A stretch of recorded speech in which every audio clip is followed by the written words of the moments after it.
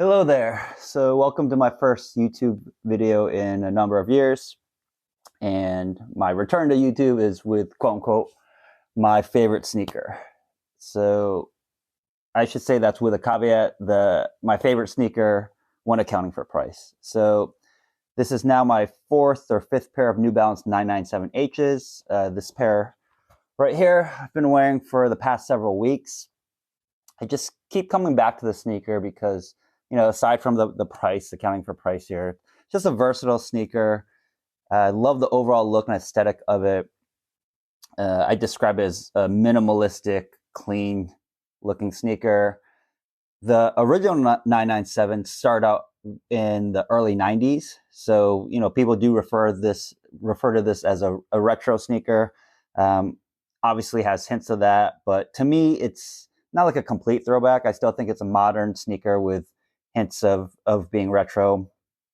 It's got this nice suede. It has the trademark N for New Balance. It has the logo in the back. And to me, it's just really blended all well together. Just a solid overall sneaker. This time I went with the black and gray and white. It's definitely more subdued than some of the other color options. And just go into the colors and just the pricing next. What I do is I usually just go and try to seek out the cheapest sneakers. And for this pair, I ended up on Amazon. There's something like 54 color options, and I got this pair for $57 in a size 9. At the time, there's other pairs that were well over $100. So a lot, depending on what colors you're going after, there's going to be a wide variety of prices. I would also look out for sales. In the past, I've gotten these in the $40 range. People in a previous video I had were saying that they were even able to get these sneakers in the $30 range. I mean, that was years ago, so I'd be surprised if anyone could get them that cheap. But even at $50, $60, I think that's still a great deal. Again, the trade-off is the color combo. You might not get your first choice. You might get your second choice. For me, this is probably my second choice, maybe my third choice. But, it still serves a really cool purpose in that I'm in New England at the moment, and I'm the type of person that wears sneakers all year round. It's winter here. It could snow. It could get kind of dirty outside, but I'll still wear sneakers. So just having this monochrome, like black and gray sneaker, it works out pretty well. Breaking down the actual comfort, which obviously is very important to folks. It's a solid sneaker. It gives you good support. There's a decent amount of padding, especially in the back here. Not as much in the tongue. It's a little sparse here, but there's some padding. Overall, I'd say it's a breathable shoe, especially with the mesh, not meth, geez, the mesh up front. The midsole, it's comfortable. It's made out of ground contact EVA.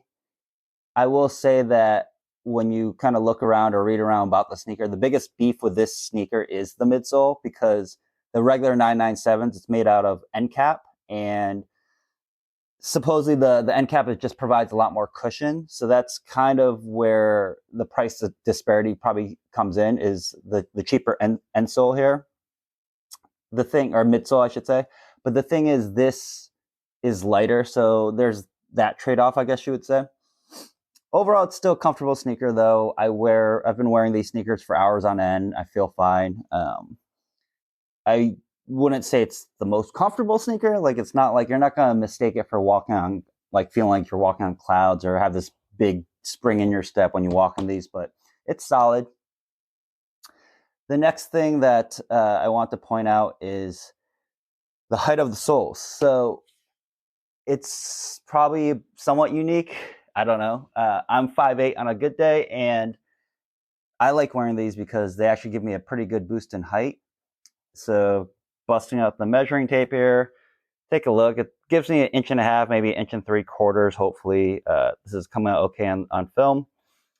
So, again, if I'm 5'8" on a good day, this gets me closer to 5'10" area.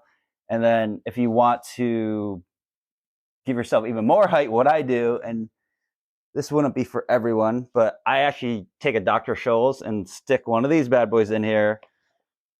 Gives me another, quarter inch, if not a bit more. So then it's like I'm getting 2 inches. And for me, I like being able to have this additional height without feeling or looking like I'm, on platform shoes. I think it's still fairly subtle. And, at the end of the day, I don't think anyone cares that much or is paying that much attention. But I think for my own, me being self-conscious, I think it's nice to be a bit taller, just get those extra 2 inches. As far as actual sizing and fit, I wear a size 9, but I have read comments over at Amazon where people say, hey, it actually runs small by half a size. So if that's truly the case, I should have probably bought, let's say, 9.5, but I didn't feel that way. I bought them in a size 9, which is what I normally wear, and they fit fine. So I don't know. Maybe you'll have a different experience, but for me, I buy what I normally buy, and it's fine. The one thing you might want to consider, but it's going to change the pricing potentially, is specifying a width if you have wider feet. In the past, I've bought a size D width, and it was more comfortable. These are a little bit tighter. If I could have the option of buying a size D in the exact same price, I probably would. Now, if you're with me still and you're interested in buying, it's where do you buy these things? So I mentioned Amazon early on. The weird thing with this sneaker is it's not actually available on the New Balance site currently. I don't know if it's actually technically discontinued. I kind of searched around, didn't find anything that said it was actually discontinued, and you can find them still at Zappos, DSW, J. Crew. So it's available, and it's also available at some other stores also. I did consider contacting New Balance and asking them. When I go to the website and I try to contact them, it actually says, we do not have any additional information regarding the restocking of inventory on our website. So that kind of kiboshed that idea. But it's readily available, so I wouldn't, say it's discontinued at this point. It's just not available at the New Balance site for whatever reason. So maybe they are phasing it out. I don't know. My final thoughts on the sneaker, again, just awesome value. I think at especially if you get it for like $60 or so, just a really clean style, very comfortable, clean look. Also, just generally a solid lifestyle sneaker. I'm not wearing these to the gym every day or hiking every day, but in a pinch, if I have to go to the gym, I, for whatever reason, don't have my normal gym sneakers, I'll use these. I think it's fine. Wouldn't go crazy with them because, again, like the soles are fairly big, probably not the best for lifting weights, etc., but it does its purpose. So yeah, I mean, if you like this video, give me that thumbs up and check out future videos. If you have some comments, please add to the bottom below.